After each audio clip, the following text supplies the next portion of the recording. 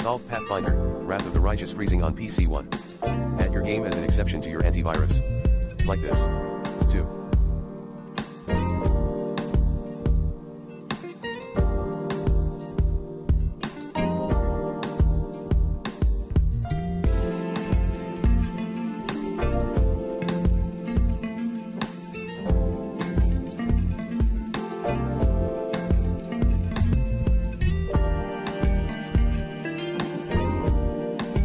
Update your graphics driver using the recommended Avast driver updater in this video guide. 3. Verify integrity of game files. 3.1 Verify on Steam. 3.2 Verify on GOG Galaxy. 4.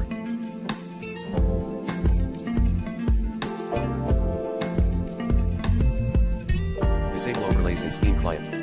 5. Launch your game from .exe file in its installation directory.